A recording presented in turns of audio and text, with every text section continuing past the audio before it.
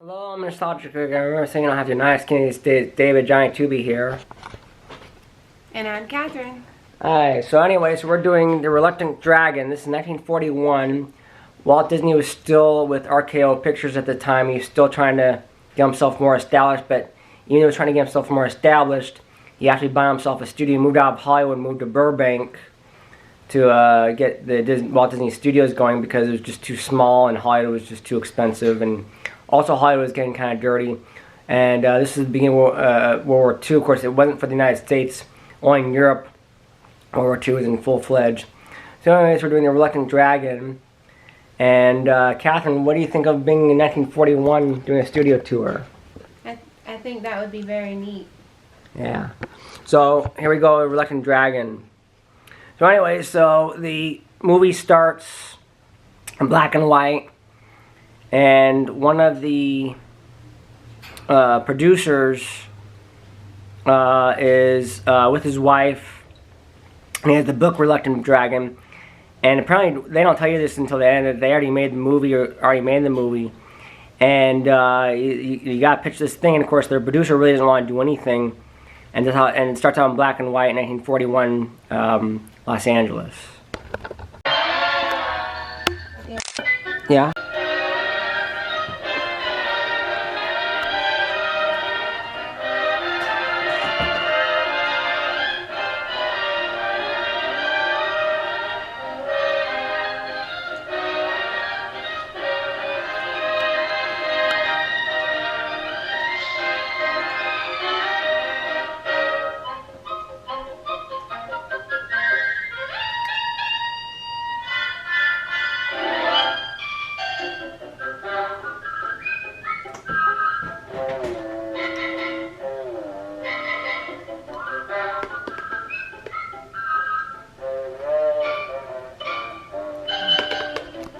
They set off up the hill arm in arm, the knight, the dragon, and the boy.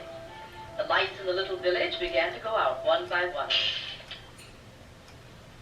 But there were stars and a late moon as they climbed the downs together. Robert, please.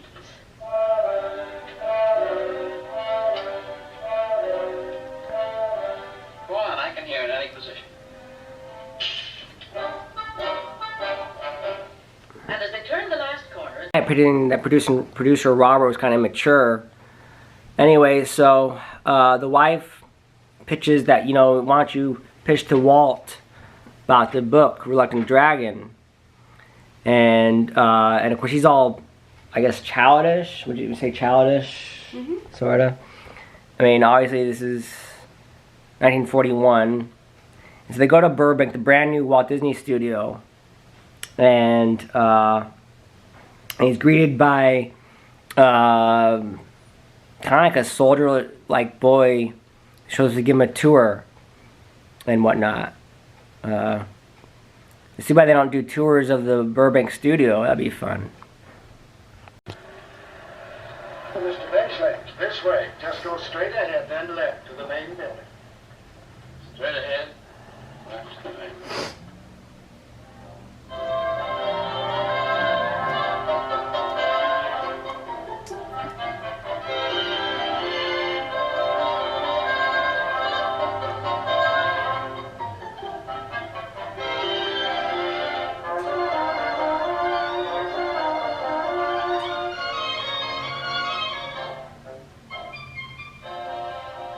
At your service, sir. Hello. I'm Robert Benchley. Oh, it's funny. That's my name, too. I'm to take you to Mr. Disney's office. Oh, no, don't bother. I'll find no trouble at all, sir. It's my assignment. This way, sir. What do you think of 1941 Burbank in those days? It's very beautiful. I really enjoyed this section of the film. It's very beautiful. It's very sweet.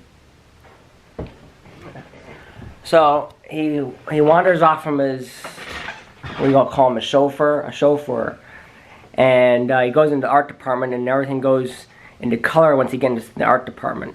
Now, mind you, everybody smoked in those days, so I mean, doctors even thought it was good to smoke, so just wanted to give you a heads up, everybody smoked. And they're also making Dumbo at this time, which is funny because a lot of the main artists went to war. But everything snaps into color, I believe, fairly soon. I think it does later, but they do the art department. They have to do models and stuff.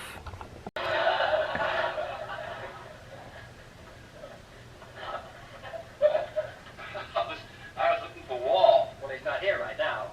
You're Robert Benchley, aren't you? Yes, I am. I don't know who this is. Oh, he's a member of our regular staff. Did you hurt yourself? No. Would you like to come in and look around? Yes, I would. I wouldn't disturb anybody. Oh, not at all. We're glad to have you. Oh, thank you. I hope I didn't disturb the model. Oh, she doesn't mind. What do you think of her? Well, she's got a nice, kind face, I'll say that for her.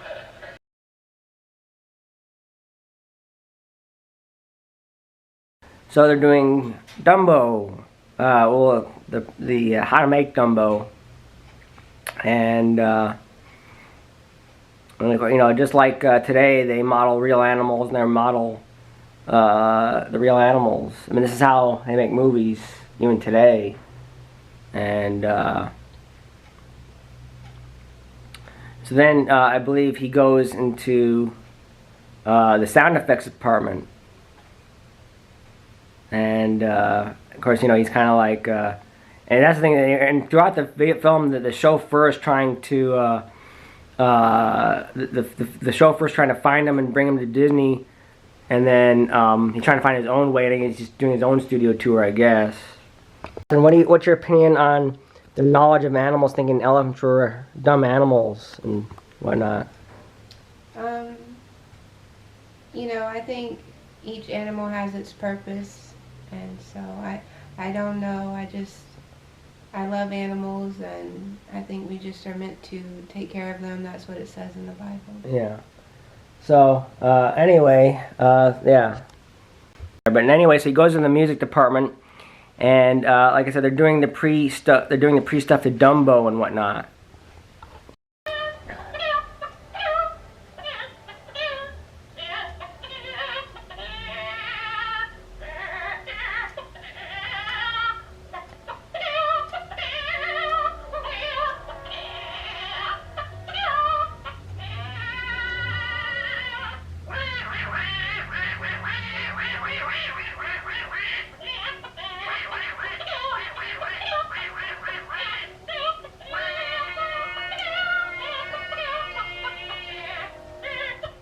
That was Mickey Mouse. Oh, that was, excuse me, Donald Duck. The voice of Donald Duck right there.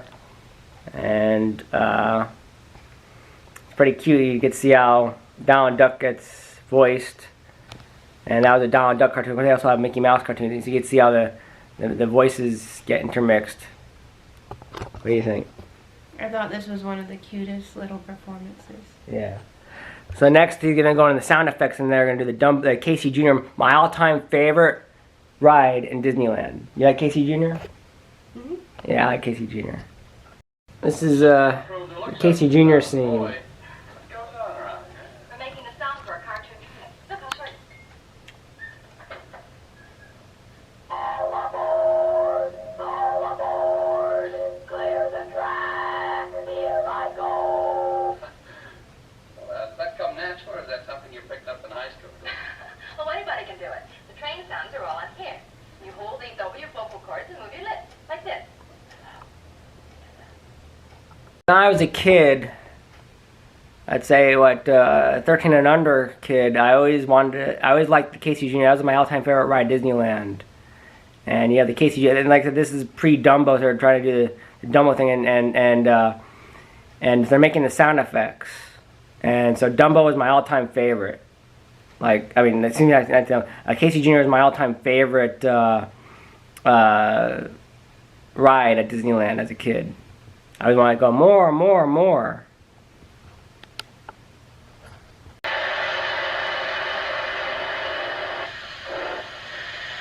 Work.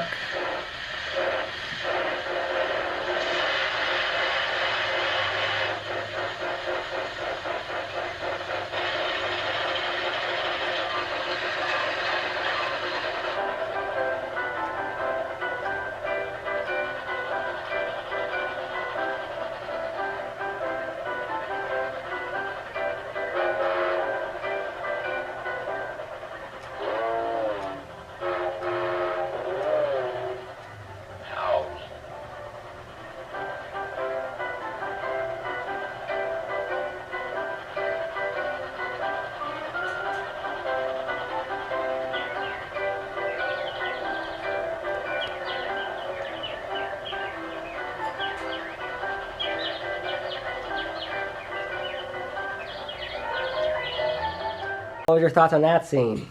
That was very impressive, very interesting. I had no idea it took that many people to make the sounds, and I was just thinking about how much that must have cost them. Yeah, well, they really went to work back then. That was the heart of the Depression, too. Mm-hmm. So, by the way, trivia tidbit, boats have the right-of-way over trains. Believe it or not. So anyways, that was the Casey Jr. pre-scene of, and like I said, it's my time. So anyway, he goes to the ink and paint department where, and Walt actually paid them pretty well to do the ink and paint. And all of a sudden the movie snaps into color. And of course, in the Wonderful World of Disney, the Wonderful World of Disney that they show that when he goes into color, because color was a big deal. It was very expensive in those days, but now everything's snapped into color.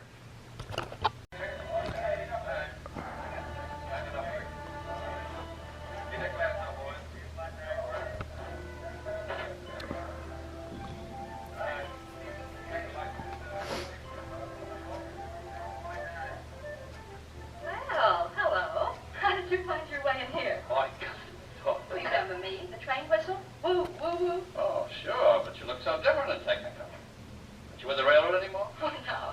I was just helping out while a regular train whistle went to the dentist. Well, tell me that you work on this. The camera? No. I'm just in charge of the things they feed through it. That's the gosh darndest camera I ever saw. Oh, I didn't see it from the top. Would you like to? No. Hey, Slim, how about a visitor? Old pal of mine. Sure, send him up. Photographic camera was in the Walt Disney Museum in San Francisco. But back then, that was advanced technology to make a cartoon. And I don't know what you think, Catherine, but what do you think of those technology then compared to today's cartoon technology? So drastically different, I think. Well, do you miss this style, or do you prefer today's digital? I like both. I can appreciate where we came from, and I think it's very unique. And sometimes, it has a different age and time to its dreaminess. It's kind of dreamy looking. The cartoon back then was more dreamy, but you don't prefer one or the other, today's cartoon versus yesterday's cartoon. Mm-hmm. Well, I always preferred 2D, but I get what she's saying. I mean, they both have their advantages. But yeah, so we see, of course, I said like that machine was in England. And so anyway, so he's going to continue his tour.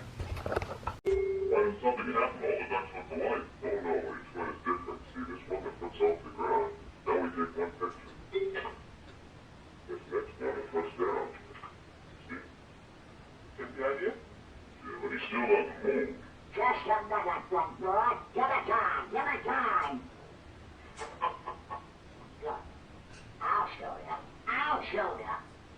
Now look, George, throw yourself down. See? Down and still down. Understand?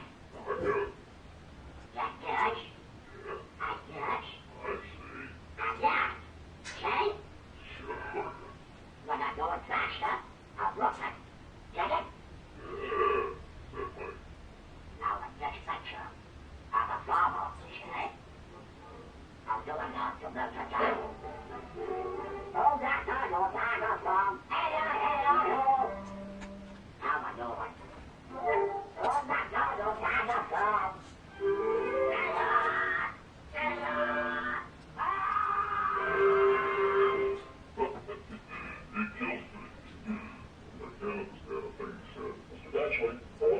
Mr. Batchley, one in the mayor's office. Haven't you been up before? Yes. No. Thanks, son. So long.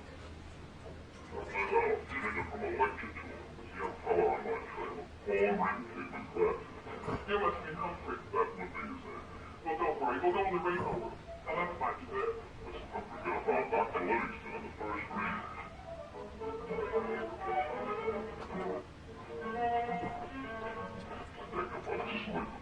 Yes. Oh.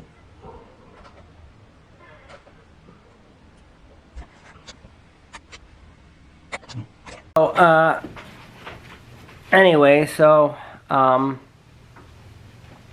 So they do modeling for other, now they're going to talk about the storyboards on how storyboards are made for the cartoons.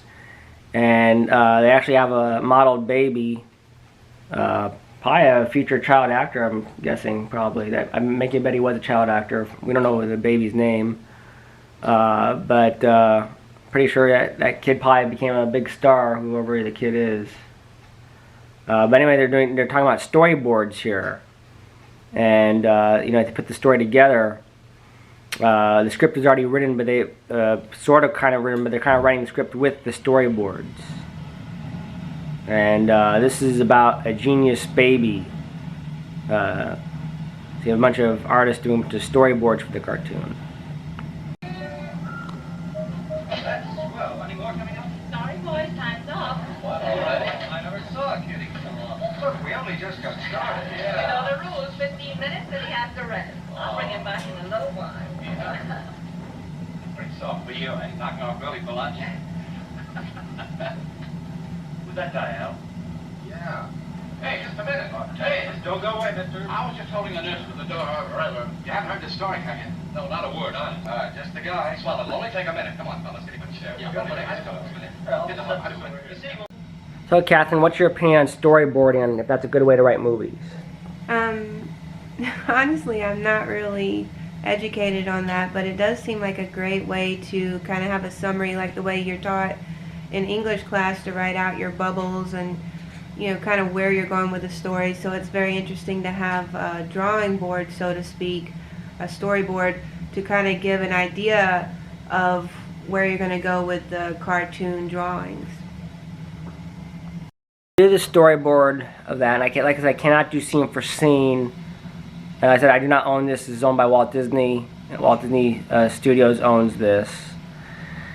And then, like I said, and so then we jump to kind of like the modeling department. They do more modeling. They kind of add another. This is like I said, World War II was already in full swing when this happened. So they're kind of just basically doing shorts, basically. And they're gonna do something like direction, and they're gonna do a Goofy short.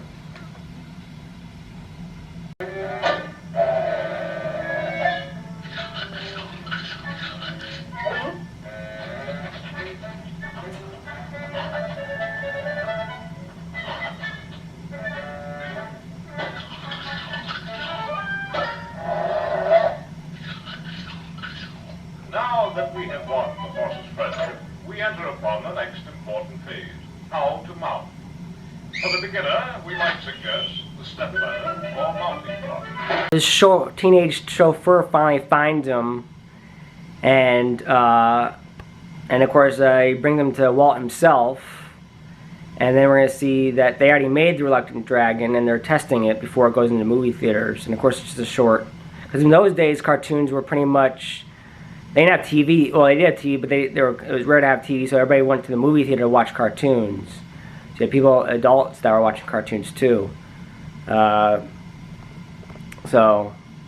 yeah, but anyway, so now we're going to see Walt himself.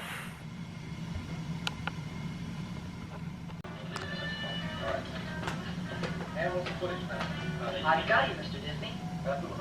Mr. Benchley. Oh, hello, Bob. How are you? Would you please sign for him? Sign for him. Yes, sir. I want proof of delivery. Boy, is this Bob Benchley. I don't know. Thank you, sir. Sit down, Bob. Make yourself comfortable. Thanks. Say, you're sitting here a hot man fine. Am I? We're just going to run a new picture. You want to sit through it? Yeah, I'm locked out of it fine. You can roll whenever it's ready. I understand you got some kind of a story with you, Bob. Oh, well, no. My wife had an idea. I kind of did some sort of a book. These are some things the girls worked on. Just in fun. It's kind of an exaggeration. Oh, just, sorry. 1941 Walt. Mm-hmm. What do you think about that?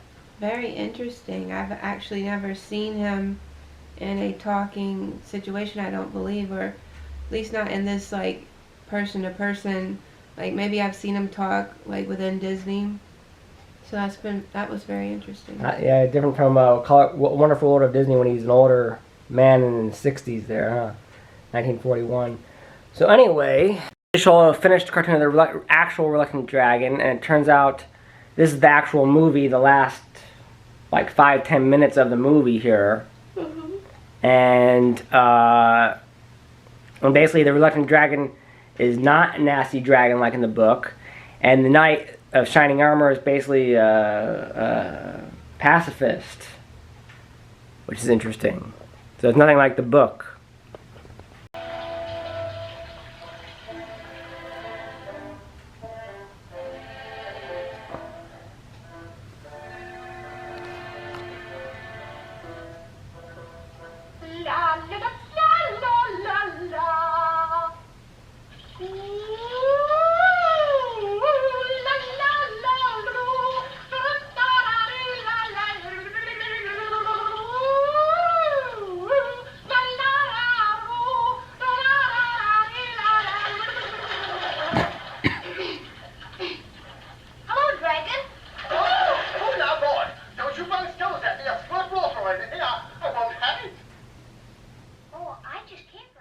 Out that the dragon is not a nasty evil dragon, and the knight is like a pacifist, kind of like that's the story. He's basically a pacifist. It's nothing like the story is supposed to be.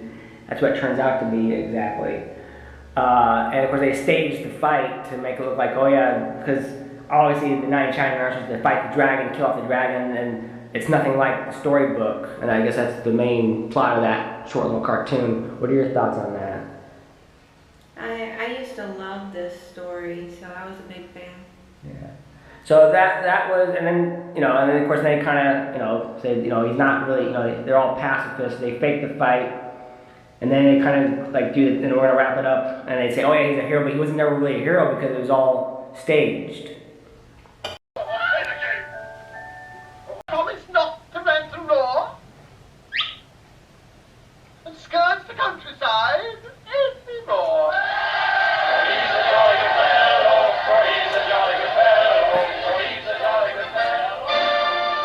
Full circle with this producer pretty much got his tour, and the movie was already made anyways without him knowing about it, and of course we kind of see the tail end. What are your final thoughts, Catherine, of this movie?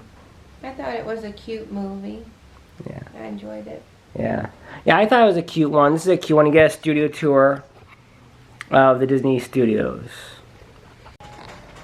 Really, Robin, I can't understand why you're ever letting these opportunities slip through your fingers. Anyone else would have thought of it in time, months ago. But you...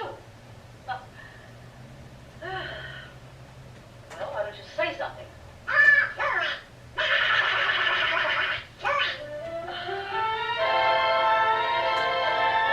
Was The Reluctant Dragon, basically a studio tour with the actual cartoon at the end. And I'm David Johnny Tooby. And I'm Catherine. We're signing off. The next movie is Dumbo. Dumbo. Alright, have a good day wherever you are.